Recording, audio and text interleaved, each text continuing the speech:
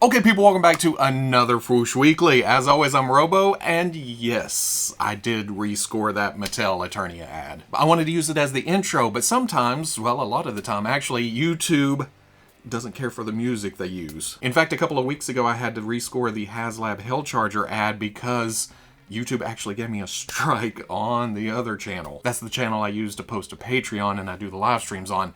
As soon as it finished, YouTube was like, So I have nothing against the original music, the original sound effects, and no disrespect to the people who worked on that video. It's just that I gotta change it up in order to use it here. To, oh, there's Eternia, because it is pretty badass looking. And you thought it was just me standing here, blah, toys. Well, okay, there is a lot of that, and I enjoy the hell out of it, but I also like tweaking on videos and doing the editing and such. But that does roll nicely into our first bit of news, and finally, somebody's giving us this. I've been waiting 40 years, and I can't believe it. Mattel is giving us Beastmaster. What? Movie He-Man? Nuh-uh, shut up. No, seriously, this is the Mattel Masters of the Universe Masterverse movie He-Man.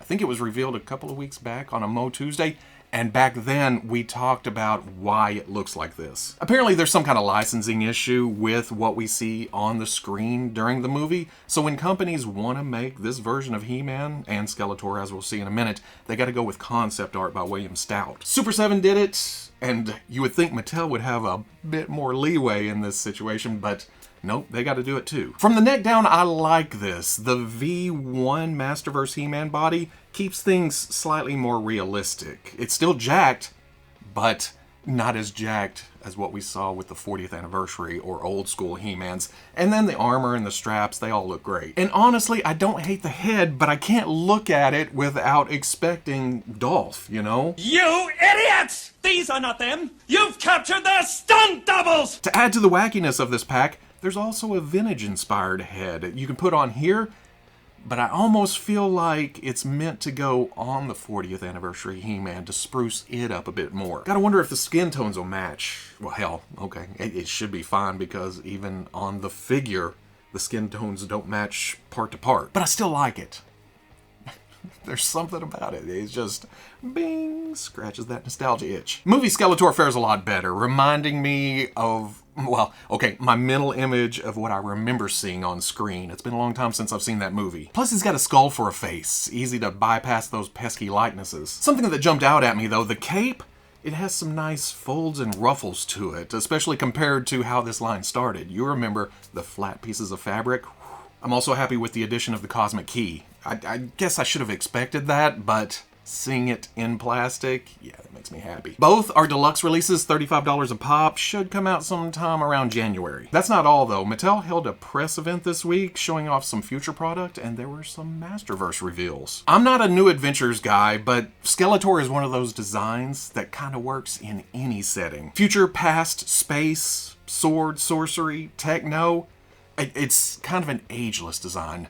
Unlike He-Man, where you can usually look at the size of his mullet and go, oh, that was 80s. Oh, nope, that's 90s. That's early 2000s. Then there's Time Jump Man-at-Arms from Revelation, where he was kind of, down and out, kind of the hermit type, but then a good man goes to war. Wait, is that right? No, that's wrong franchise. So you get the base figure, and then you get a bunch of extra pieces to armor him up, along with a big-ass cannon. And then finally, like we've talked about in the intro, the Mattel Creations Eternia campaign kicked off this week, and I wasn't going to talk about it. It's origin scale, which is smaller than what we usually talk about on here, so I was going to pass it on by. But I liked the commercial, and then I was watching Pixel Dan's recap of the press event. He showed off this slide where Mattel did a comparison. Well, he did the dimensions of the Eternia playset itself, and then off to the side there's a Masterverse figure. I understand that they want to market this to as many people as possible because they want this to fund. So,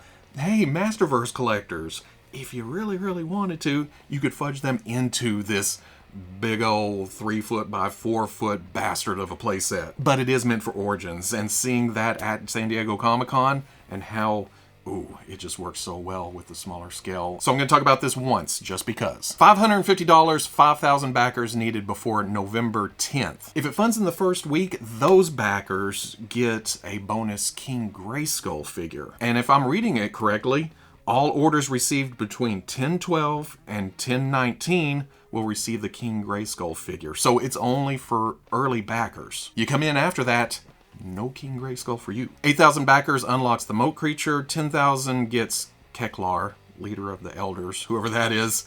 And if you're interested, the link is in the description. We saw the actual reveals for McFarlane Toys DC Multiverse Megafigs Mongol and Frankenstein back at New York Comic Con last weekend, but here we are, full-blown solicitations. Love them, hate them, adore Multiverse, despise it. You gotta respect how on the ball Todd is here. Sure, there's missteps, but those seem to mostly happen when dealing with store exclusives, which I gotta imagine is like herding cats. Come here, Walmart, Target, stop posting stuff. I haven't announced.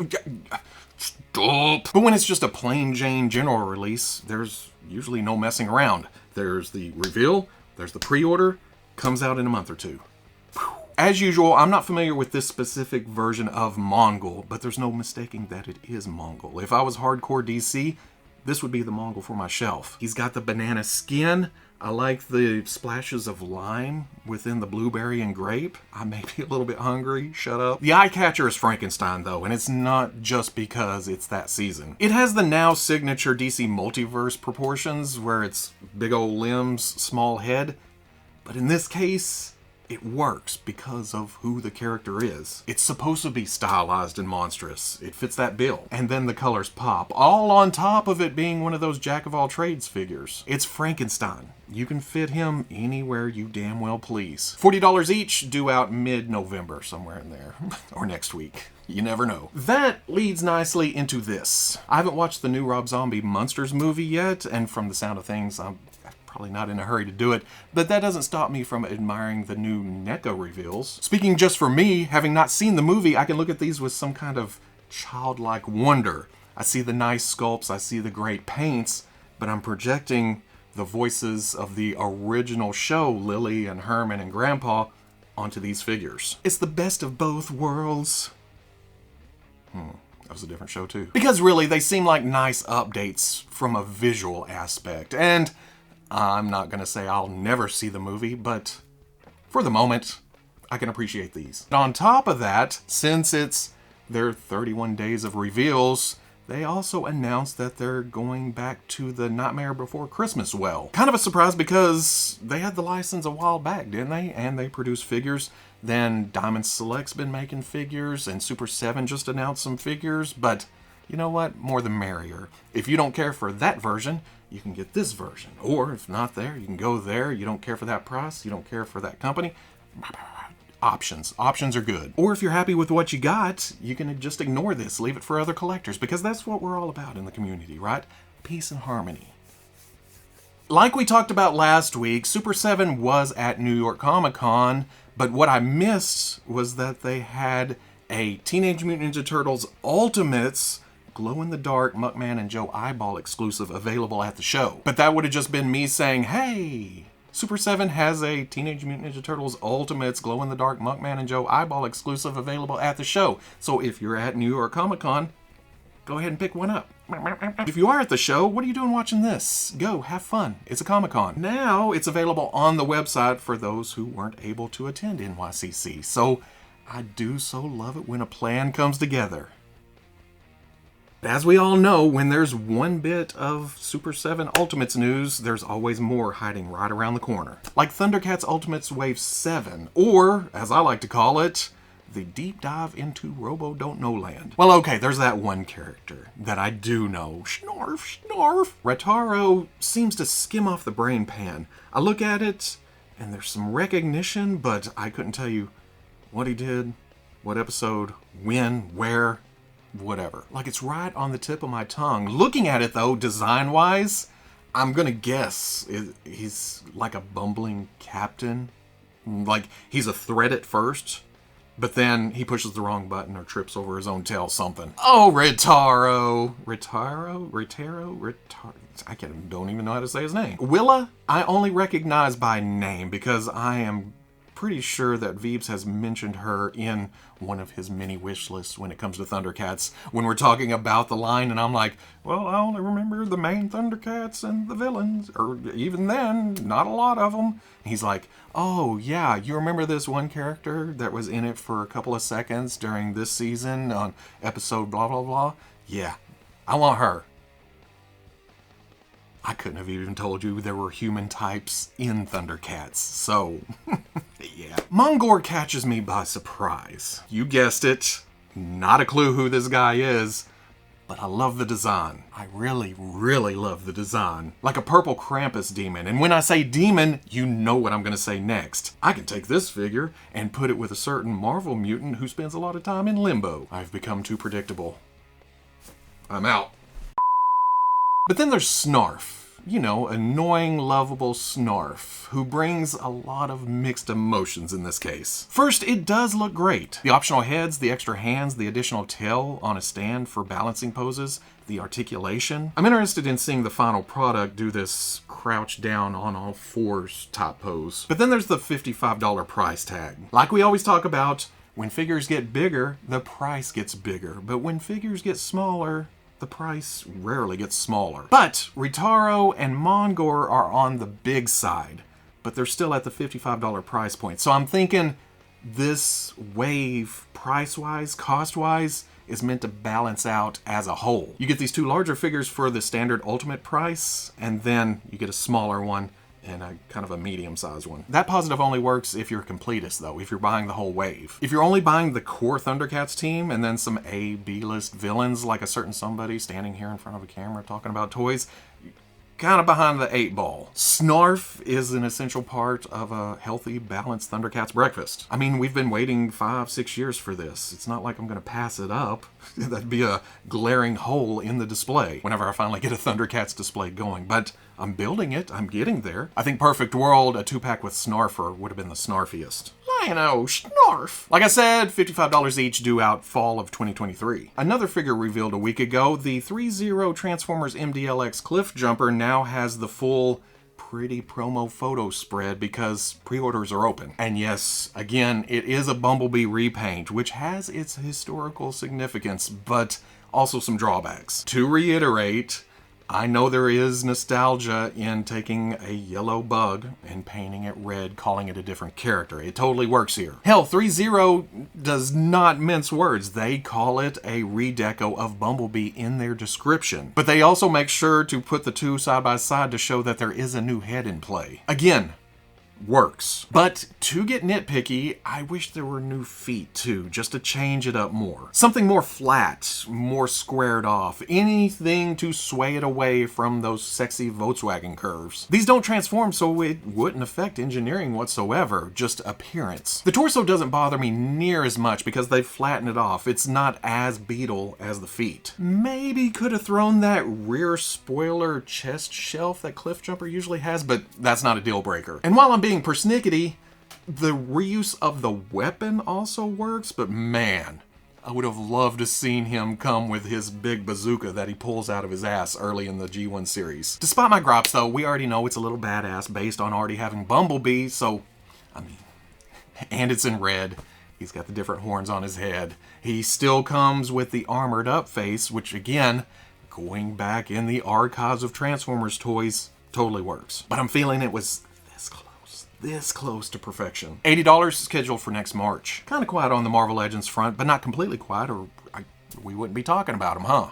But that's coming hot off the heels of PulseCon, New York Comic Con a week later, and then the HasLab Engine of Vengeance just kind of stewing in its own juices. But like I said, something to talk about. Now this is slightly spoilerish. If you're wanting to avoid everything Black Panther, just go ahead and skip over to later in the video, or if you have something better to do, see you next week. Another thing I missed during NYCC, Marvel had a live stream where they brought on the Legends boys and they showed some toys and ended up with this. Now we saw this at the end of the newest Black Panther trailer, so yeah, it's not really a huge reveal, like, oh my god, what's going on here? But then again, they didn't want to just throw it out there, I guess. So we probably won't see promo images of this until closer to the movie. Then there was also the fan channel Moon Knight, and yes, This is a complete reissue of the modern Moon Knight we got a few years ago. And we see this every now and then. It's just bringing out the figure again for people who missed it the first time around, or are new to collecting, or are now interested in Moon Knight because of Disney Plus or media or comics or whatever. If you've already got it, and I do, we can just not worry about it. If you need it though, $25 says June 2023, but I'll bet you a Moonerang that is going to come out earlier than that. Then we can just sit back, wish and wait for a classic version that may or may not come on one of them fancy pinless bodies that all the kids are raving about these days. If it's not pinless, I don't want it. And that's all for this week. I think that is all for this week. Short week, but that's okay. If we missed anything, we'll swing back around next week or live streams, whenever. If you're interested in seeing any of these pictures up close without me, I'm your worst nightmare. I'll be posting all of that along with links to pre-orders, more information on the Fwoosh front page Saturday at noon. But if you can't wait that long, links in the description. Jumping back to Beastmaster, yes, I would like action figures, but making that correlation with the movie He-Man sent me down a YouTube rabbit hole, which made me remember Dar is mostly naked in that movie. He's just got a loincloth with a little itty-bitty tie going around. But hey, I still want it in plastic, and I'll take the animals, and Kodo and Podo, and the Black Tiger, and the bird, and then I forgot how scary that movie actually is. There's the witch that crawls up onto the ceiling, and then there's that berserker guy with the blades on his arms in the dungeon that's just running around.